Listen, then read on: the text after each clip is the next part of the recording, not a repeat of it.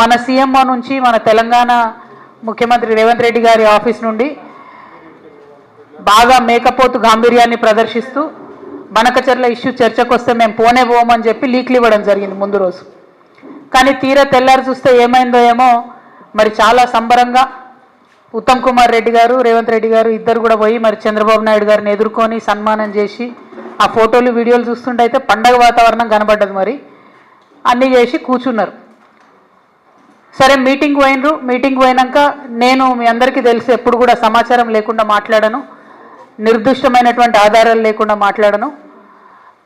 వీళ్ళు మీటింగ్కి పోయినరు, జలశక్తి మీటింగ్కి. మొట్టమొదటి అంశమే ఎజెండాలో బనకచెర్ల జరిగింది. అక్కడ మొట్టమొదటి అంశం బనకచెర్ల ఉంటే కూడా కనీసం పౌరుషం లేకుండా, సిగ్గు లేకుండా ముఖ్యమంత్రి గారు మన ఇరిగేషన్ శాఖ మంత్రి గారు మీటింగ్ మొత్తం కూడా కూర్చొని అప్పనంగా గోదావరి జలాలని గిఫ్ట్ లెక్క చంద్రబాబు నాయుడు గారి చేతిలో పెట్టి రిటర్న్ రావడం జరిగింది.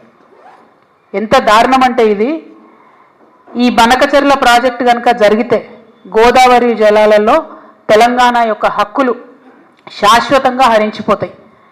ఈ విషయం తెలుసు, ముఖ్యమంత్రి గారికి తెలుసు, ఉత్తమ్ కుమార్ రెడ్డి గారికి తెలుసు. అయినా అటెండ్ అయినరు, అయినా పోయి ఉల్టా సన్మానాలు చేయించుకొని దండలేయించుకొని నీళ్లు అప్పనంగా అప్పచెప్పి వెనక్కి రావడం జరిగింది.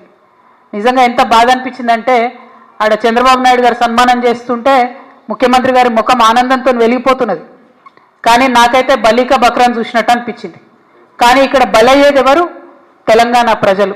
తెలంగాణ ప్రజల యొక్క హక్కులు, గోదావరి నదీ జలాల్లో శాశ్వతంగా హక్కులు కోల్పోతాం.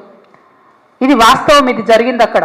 ఎందుకంటే ప్రెస్ ఇన్ఫర్మేషన్ బ్యూరో తెలుగులో ఒక ప్రెస్ నోట్ ఇచ్చింది, ఇంగ్లీష్లో ఒక ప్రెస్ నోట్ ఇచ్చింది. మరి వాళ్ళు పర్టికులర్గా చెప్పడం జరిగింది, ఎజెండాలో బనకచెర్ల ఇష్యూ చర్చించినాం, పవర్ పాయింట్ ప్రజెంటేషన్ కూడా ఇచ్చినాం అన్నటువంటి అంశం ప్రెస్ ఇన్ఫర్మేషన్ బ్యూరో చెప్పడం జరిగింది. బయటకు వచ్చి ప్రెస్ మీట్ పెట్టి దారుణంగా మన ముఖ్యమంత్రి గారు బుకాయిస్తున్నాడు, ఆయన బొంకుతున్నాడు. అరే జరగనే లేదు, వాళ్ళు అడిగితే కదా మేము కట్టేది. ఎంత దారుణం ఇది! ఇంత సిగ్గులేనితనం ఉంటుందా? ఇంత ఘోరం ఉంటుందా? ఇంత అన్యాయం ఉంటుందా? జరిగింది వాస్తవంగా. అక్కడ అంతమంది సీనియర్ ఆంధ్ర ఇంజనీర్లు ఉన్నారు, ఇక్కడ సీనియర్ తెలంగాణ ఇంజనీర్లు ఉన్నారు. జరుగుతున్నటువంటి నష్టం ఏంది, మీరు ప్రదర్శిస్తున్నటువంటి వైఖరేంది?